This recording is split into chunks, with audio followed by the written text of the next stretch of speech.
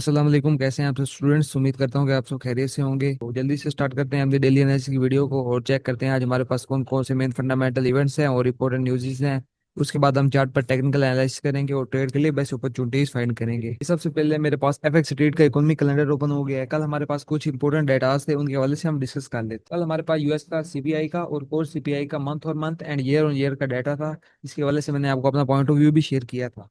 ने इनके हवाले से आपको ये पॉइंट ऑफ व्यू अपने शेयर किया था कि 4 आउट ऑफ 5 डेटाज हमें ये इंडिकेट कर रहे हैं कि जो डाटाज है, जो यूएस का सीपीआई का डाटा है और कोर सीपीआई का डाटा, वो पॉजिटिव आ सकता है। लेकिन एक डाटा है यूएस का ऐसे मैन्युफैक्चरिंग प्राइस इंडेक्स का डाटा, वो हमारे पास नेगेटिव आया था, जो कि हमें इंडिकेट कर रहा है कि मार्केट में ये डाटा है ना, मिक्स आ सकता है। तो अगर हम ओवरऑल डाटा को चेक करें तो ओवरऑल हमारे पास ये डाटा पॉजिटिव आया है और मिक्स सा है डाटा। अगर हम कंज्यूमर प्राइस इंडेक्स को देखें तो प्रीवियस जो रीडिंग थी हमारे पास 0.3% थी और जो एक्चुअल डाटा है वो 0.2% आया है। ये डाटा अगर हम इसे कंसेंसस फोरकास्ट के मुताबिक देखें तो ये डाटा इनलाइन आया है। अगर हम प्रीवियस मंथ के मुताबिक देखें तो ये डाटा नेगेटिव आया है। उसके बाद सीपीआई को अगर हम देखें तो सीपीआई का जो डाटा आया है वो 2.7% आया है। प्रीवियस के बराबर ही आया है, इनलाइन डाटा आया है। अगर हम कोर सीपीआई को देखें तो प्रीवियस जो रीडिंग थी वो 0.2% थी और जो एक्चुअल डाटा अब आया है वो 0.3% आया है। अगर हम course CPI year on year को देखें तो प्रीवियस रीडिंग 2.9% थी, एक्चुअल जो रीडिंग आई वो 3.1% आई है। कोर सीपीआई एंड सीपीआई के जो डेटाज है वो पॉजिटिव आए हैं दोनों।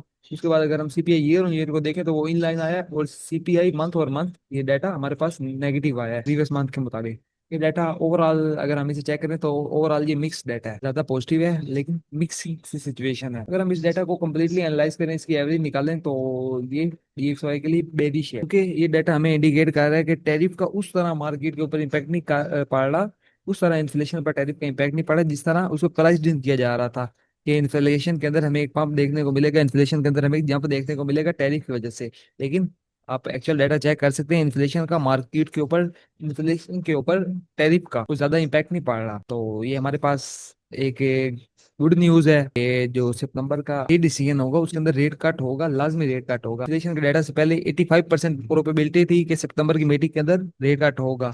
अब ये इन्फ्लेशन के डाटा के बाद हमारे पास 94% तक प्रोबेबिलिटी है कि सितंबर की जो नेक्स्ट मीटिंग है उसके अंदर फेडरल रिजर्व एक रेट कट करेगा 25 बेसिस पॉइंट का। तो ये डाटा हमें इंडिकेट कर रहा है कि डीएक्सवाई में हमें सेलिंग देखने को मिल सकती है और गोल्ड के अंदर हमें हल्की फुल्की बाइंग मिल सकती है। ये डीएक्सवाई के लिए बेरिश है, क्योंकि ये हमें इंडिकेट कर रहा है कि इन्फ्लेशन का, टैरिफ का इन्फ्लेशन के ऊपर उस तरह का इम्पैक्ट नहीं पड़ रहा जिस तरह का हमें बताया जा रहा था। तो ये था हमारे पास कल का डाटा। अब हम ऐसा करते हैं कि उस फैक्ट्री में जाते हैं और अपने आज के इंपॉर्टेंट फंडामेंटल इवेंट्स के हवाले से डिस्कस कर लेते हैं कि आज हमारे पास सिर्फ एक ही न्यूज है। प्रेसिडेंट डोनाल्ड ट्रंप की स्पीच है 8:15 पे। अगर कोई मेंबर इसे सुनना चाहे तो याहू फाइनेंस और ब्लूमबर्ग इकोनॉमिक्स यूट्यूब चैनल्स हैं, उन पे ये लाइव स्पीच होगी, सुन सकता है। तो इसके अलावा हमारे पास कोई डाटा नहीं है आज के दिन में। तो हम ऐसा करते हैं कि चार्ट पर जाते हैं और टेक्निकल एनालिसिस करते हैं। जी, ये मेरे पास डीएक्सवाई का चार्ट ओपन हो चुका है। डीएक्सवाई में मैंने कल के दिन आपको बताया था कि कल की जो कैंडल क्लोज हुई है ना, वो एक सप्लाई के हाई को स्वीप करके एक स्ट्रॉन्ग बेरिश कैंडल क्लोज हुई है, जो कि हमें इंडिकेट कर रही है नेक्स्ट करना बेरिश बनेगी। और जिस तरह मैंने आपको बताया था बिल्कुल सेम उस तरह नेक्स्ट जो कैंडल बनी है वो बेरिश बनी है। तो आज का जो हमारा बयास है वो ओवरऑल बेरिश है। मार्केट ने प्रीवियस डे लो को स्वीप किया लेकिन कोई स्ट्रॉन्ग स्वीप नहीं किया, तो हमारा जो बयास है वो ओवरऑल बेरिश ही है डीएक्सवाई में डेली। अगर हम H4 के अंदर आए तो H4 के अंदर मार्केट हमने प्रीवियस लो को स्वीप किया और H4 के अंदर एक अच्छी खासी रिजेक्शन के साथ कैंडल क्लोज की है।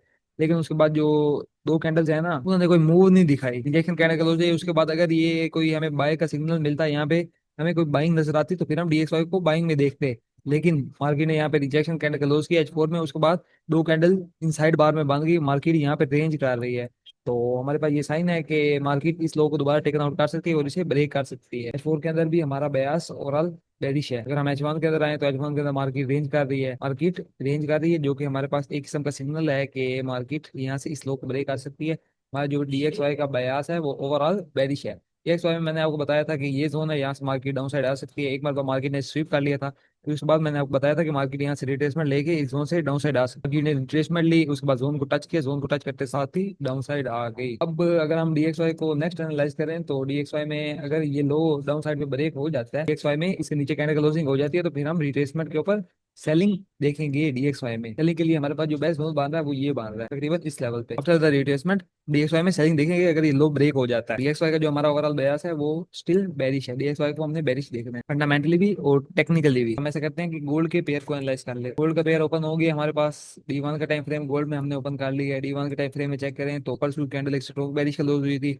सुबह जो कल की कैंडल क्लोज हुई है वो एक डोजी कैंडल क्लोज हुई है और उसने प्रीवियस डे लो को स्वीप किया है और इनवर्स कैंडल क्लोज की है और डाउन साइड पे एक अच्छी खासी रिजेक्शन है। अगर हम इस कैंडल को चेक करें, अगर हम इस कैंडल के बेस पे कोई डिसीजन ले तो ये कैंडल हमें बता रही है कि आज की जो कैंडल है वो ओवरऑल बुलिश बन सकती है। हाँ, जो डेली बयास है वो बुलिश है गोल्ड में। अगर हम H4 के अंदर चेक करें तो H4 के अंदर हमारा कोई क्लियर बयास नहीं है। H4 के अंदर मार्केट रेंज कर रही है। हम छोटे टाइम फ्रेम में चले जाते हैं, छोटे टाइम फ्रेम में जाकर चेक करते हैं कि मार्केट की क्या सिचुएशन है। H1 का टाइम फ्रेम ओपन हो गया। H1 के टाइम फ्रेम के अंदर भी कोई मार्केट का कोई क्लियर बयास नहीं है। मार्केट रेंज कर रही है एक ही जगह पर, मार्केट एक ही जगह पर रेंज कर रही है H1 में। तो मजीद छोटे टाइम फ्रेम में M30 के टाइम फ्रेम में वही सिनेरियो है। मार्केट में एक रेजिस्टेंस लेवल बना हुआ है, वहां से मार्केट बार बार ड्रॉप हो रही है और नीचे की तरफ एक सपोर्ट लेवल था जिससे मार्केट ने जिसकी लिक्विडिटी को टेकन आउट कर ली है। M15 के टाइम फ्रेम में आ जाते हैं और यहाँ पर अपनी स्ट्रक्चर को देख लेते हैं, मार्केट की स्ट्रक्चर को। ये हमारे पास इंड्यूसमेंट इस लेवल पर शिफ्ट हो गई है। मार्केट की जो इंड्यूसमेंट है वो हमारे पास इस लेवल पर शिफ्ट हो गई है और ये हमारा लो वैलिड हो गया क्योंकि मार्केट ने इंड्यूसमेंट को टेकन आउट कर लिया है। हमारे पास इस जगह ये M15 का लो वैलिड हो गया है।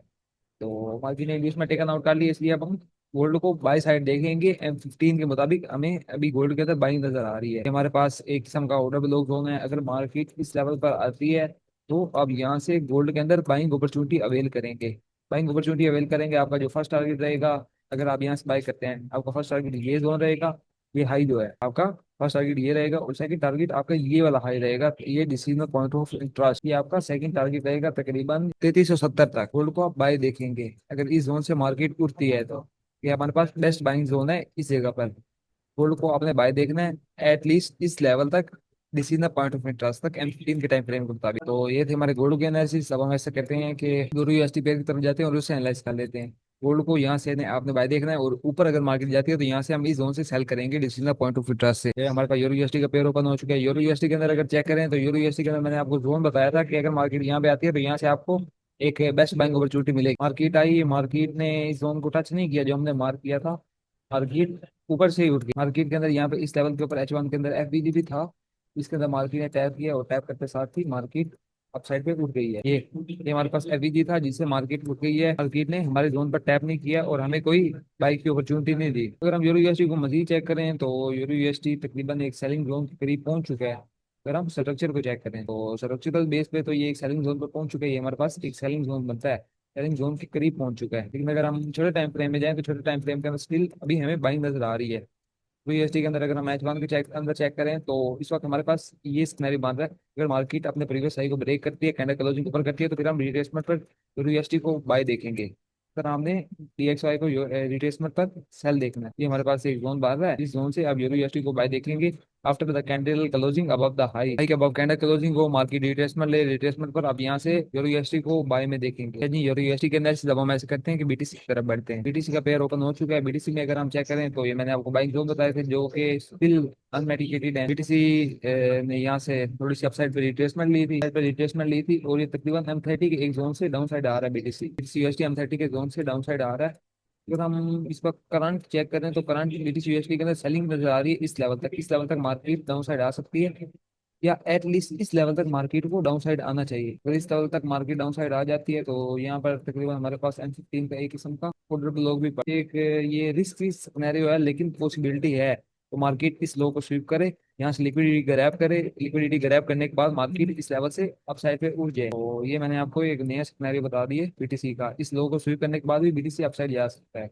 और अगर हम थोड़े टाइम फ्रेम में चेक करें, कोई ऊपर सेलिंग अपॉर्चुनिटी अवेल करने की कोशिश करें तो हम यहाँ पे एनालाइज कर लेते हैं मजीद। BTC के अंदर अभी सेलिंग का हमारे पास कोई प्रॉपर जोन नहीं है, तो आप वेट करें मार्केट डाउन साइड आए तो नीचे से आप बाय करेंगे BTC USD को। आपको तीन बाइंग जोन बता दिए इस वक्त BTC USD के अंदर। एक नंबर 1 ये बाइंग जोन है, उसके बाद ये नंबर 2 बाइंग जोन, उसके बाद ये नंबर 3 बाइंग जोन। और ये थे हमारे analysis based on fundamentals and technicals. उम्मीद करता हूँ कि आप सबको ये वीडियो पसंद आई होगी। मिलते हैं जल्दी इंशाल्लाह एक नई वीडियो के साथ। अल्लाह हाफिज।